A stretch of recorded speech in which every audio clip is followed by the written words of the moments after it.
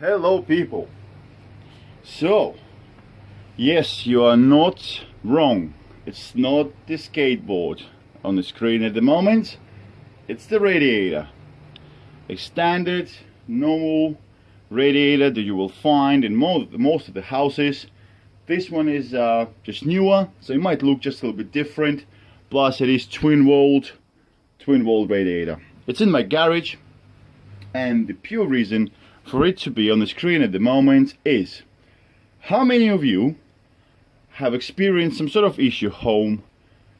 You did call an electrician or a plumber, you watched them doing the repair, you've paid them a lot of money, and then you thought to yourself, damn, if I would have known this is that easy, I would have saved myself X amount of money, whatever it could be. Average call out of a tradesman right now would be about 200 to 150 quid, I would have thought, but at least in UK. The same will apply not just for UK, for any country that has radiators, water-based radiators. This video will help. So, a brief video on how to fix your cold radiator. This will not cover any issues with your boiler or the system in general, but 99% of the time the radiator in particular room somewhere around the house could stop from being warm for very simple reason. Well, actually there are 3 reasons, and I will cover all 3 of them in this video. Where I should start this video is I will explain briefly about the radiator. Okay, so radiator will be just a metal tin structure on your wall that gives out heat.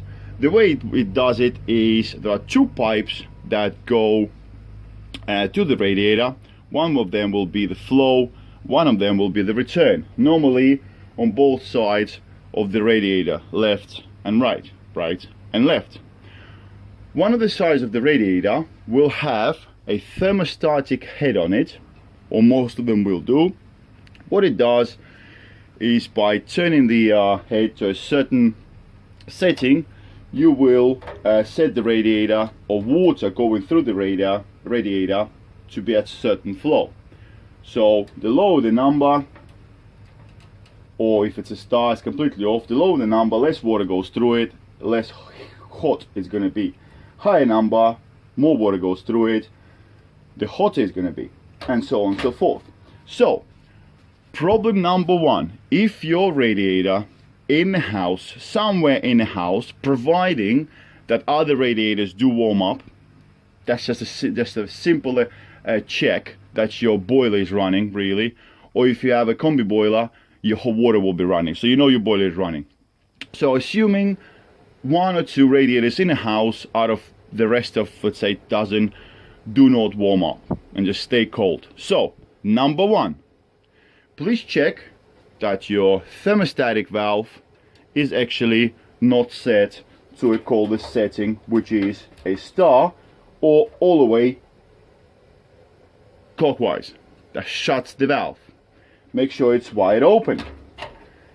The next thing you could do is to make sure that there is no issue on this side of the radiator, is to actually take the thermostatic head off. The way this head works is, I'm going to zoom in just a little bit. There we go. So the way the thermostatic head works, normally there is a coil in there which is oil filled or gas filled. The heat from your room, from ambient temperature, hits the coil, and that coil expands and does push on the valve inside the valve here that you see, the chrome part of it. So what I would strongly recommend, if there is an issue with the radiator, in order to make sure that this thermostatic valve is not an issue, because if they're older, they do sometimes fail, I would strongly recommend to take it off, just for the time being, to find out if you can get the radiator going at all.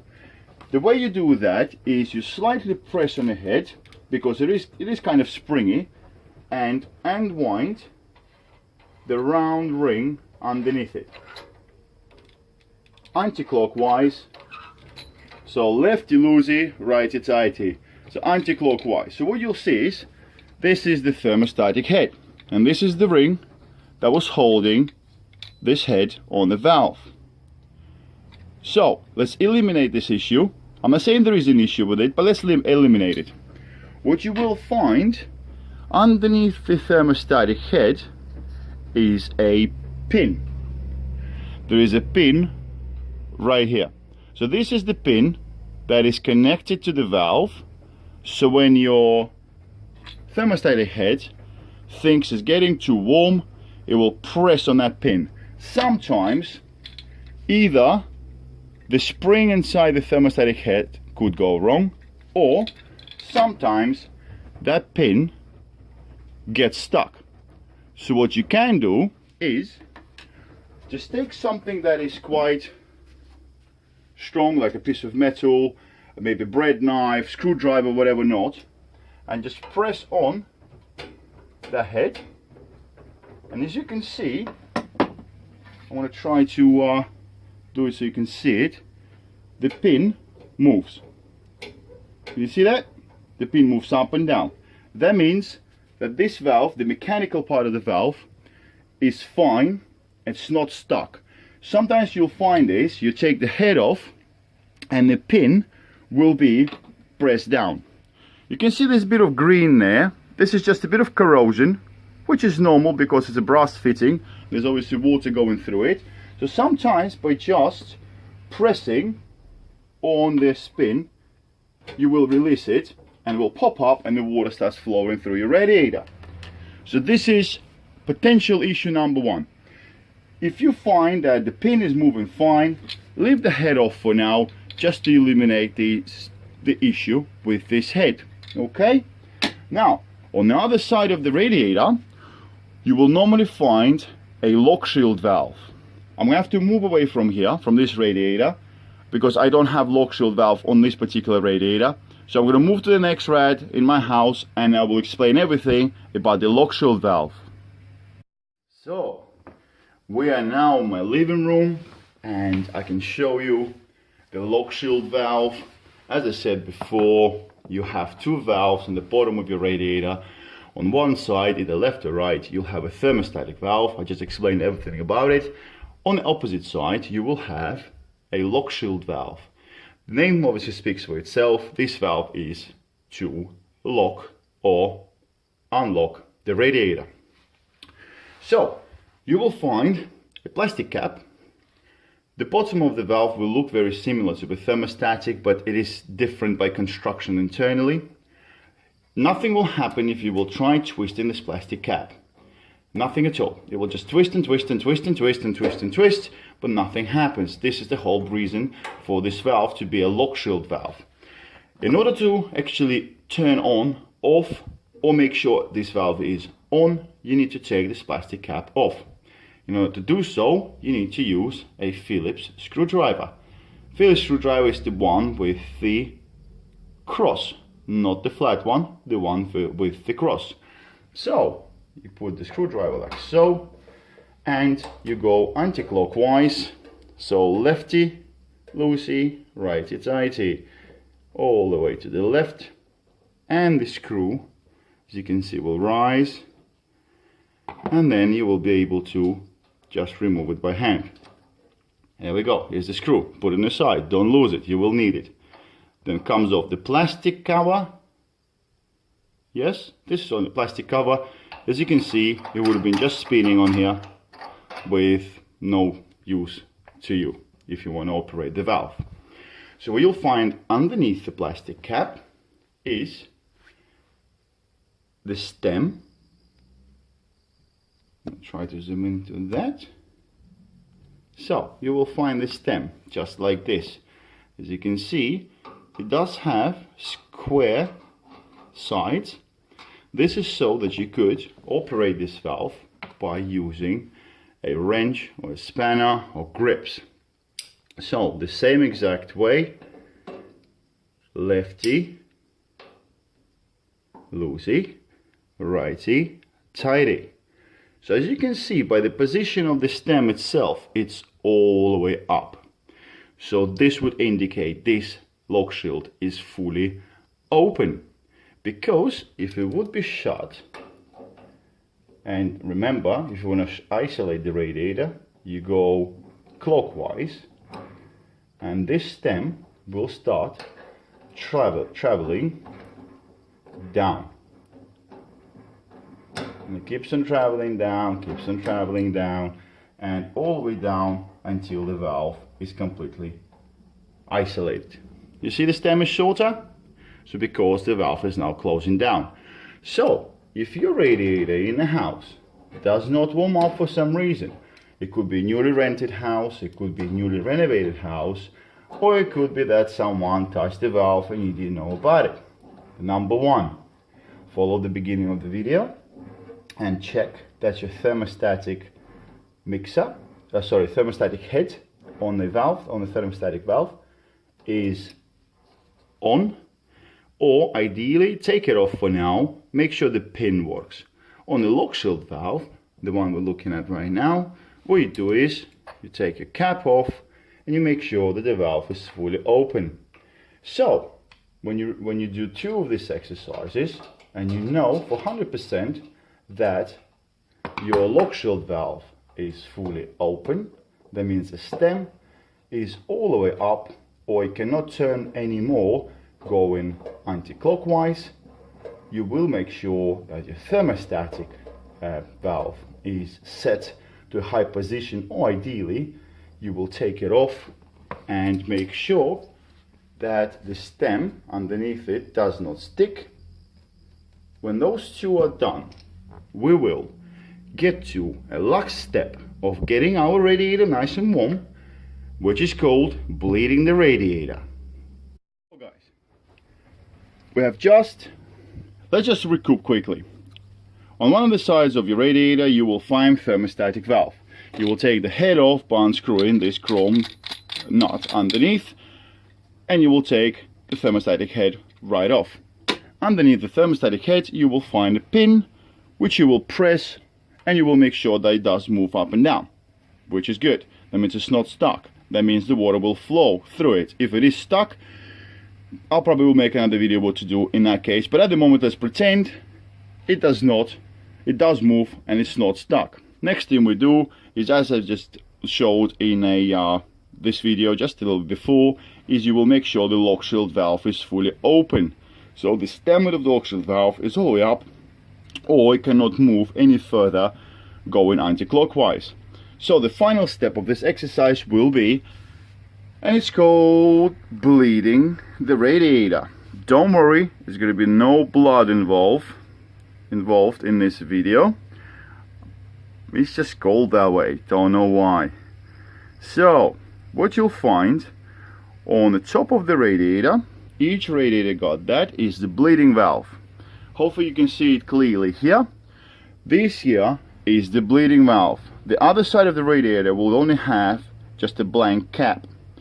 This here is what we're interested in. So what we need to do is, after we make sure both valves on the radiator are fine or open, we'll have to take out air from this rad.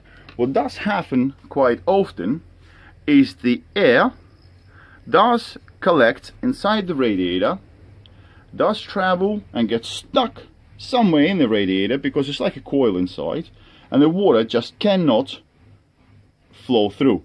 If it doesn't flow through, the water doesn't come in, it obviously does not warm up the rad, and you feel cold. So let's get to it. What you will require most of the times, what you will require is either a flat screwdriver. Let me just get that valve back in a shot. Apologies, I'm not professional in this. I'm professional in what I'm explaining, but I'm not professional in making all the fancy videos. So what you will need is a flat screwdriver. Flat screwdriver, it's the one that has this kind of flat tip to it. Okay, this flat screwdriver needs to be the size that would go straight into here and fit in that little screw. If you do happen to have a radiator bleeding valve, because there's like a little squarey bit here, you can put the rad key on it and do bits and bobs with it, but screwdriver is just fine.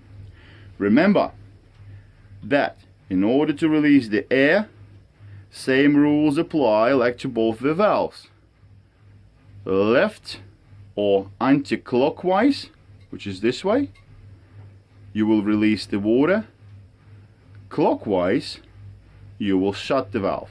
So lefty loosey, righty tighty. If you can see, if you look carefully, you see a plastic casing here, and there's a tiny little pinhole. That's where the water is going to come out from. So what you definitely want to do is get yourself some sort of dish or plastic cup. Plastic cup is actually quite handy, and you put it underneath this hole. And then what you do is you're going to turn this valve anti-clockwise, and you see there is water coming out. Do not go all the way to the left, and open the valve fully, because what's going to happen is this little pin will fall out and you will be just splattered with hot water and everything else. Bear in mind, please, that the water that will come out of this radiator will be hot. So use gloves or, I don't know, oven mitts if you have to, but do not get scalded, because normally when the radiator needs bleeding, when you open this valve, you have air coming out. You have all the air bubbling, blah, blah, blah, blah, blah, blah, blah, and all of a sudden, bit of water, and all of a sudden, whoosh, a nice stream of water. What you can do is, you can shut the valve, drain the little cup that you've got, then open it slightly again, and wait until nice amounts of water comes out, nice and clear, no more air bubbles in it, and when you feel this, the radiator is becoming nice and warm. Hopefully this does help you guys. I really do hope that someone will find this video helpful, and you know what guys, if you've never done this before, that will make you a hero in your house, especially if it's a Christmas night and your radiators, or one of the radiators, is cold and you don't know how to fix it and there are no plumbers around. Watch the video, follow the steps that I've explained or described. Just be careful. If you're not sure about something, don't do it. If you're not sure how to use the tools or anything like that, just don't do it. I mean, the tools I need for this job are very simple. A lot of times you can actually skip all of these valve steps. I would recommend to do them, because sometimes you'll bleed the radiator and the water comes out and then stops and you don't know why. That's because one of the valves is shut. But best way of doing it is 3 steps that I explained. If not, you can just simply try bleeding the valve without doing anything else, and there is no water coming out of it. You can refer back to the step 1 or 2. One more thing that I would definitely want to mention to you guys is, when you bleed the radiator, what you're doing is you're obviously taking water out of your heating system. So you don't want to bleed so that all the water comes out. So what we need to do is, while we are bleeding the radiator, especially if you had to bleed quite a lot of water out of the system, you need to make sure that you still got enough water in your heating system. I will show you quickly how to do it, how to actually check if you still got enough water in your heating system. But if needed, if there are any requests on my YouTube channel, I will do another video about filling up the heating system if the pressure is too low. So I'm going to go now show you guys how to check if you have enough water in your heating system. So we are now in my boiler room outside, and what you do see on the front of the boiler, you will have a pressure rating. The way you know it's a pressure rating, or the pressure in the system, is it will say BAR, bar, next to it. So at the moment my system is sitting at 1.1 bar. The system is very hot, the boiler just turned off, so the pressure was raised, well, just slightly. But if you have any reading here, 0.5 or below in a normal one-story house, private property, I would say the system needs to be refilled. Anything from 0.5 to 1.2 bar is fine. Anything more than 1.5 to 2 bar, a bit too high, so there's too much water in the system. Anything below 0.5 will probably lead to you having very little pressure at the top of your system. And well, here we go. This one is a newer boiler, so you can see it's a digital gauge, and it does tell you at the moment it's 1 bar pressure, which is absolutely perfect. All the boilers will have a normal gauge, a mechanical gauge, and it will look something like this.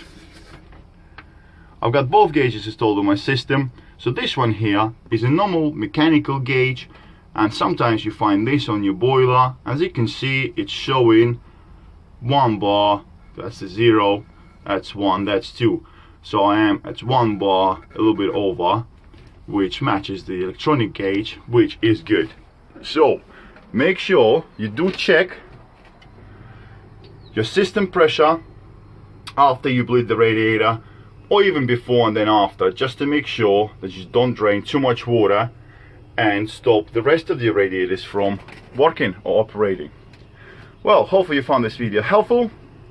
If you have, like, subscribe if you want. I'll have more videos similar to these to help people to do bits and bobs around the house, just to share some information with the world. Anyway, talk to you soon and good luck.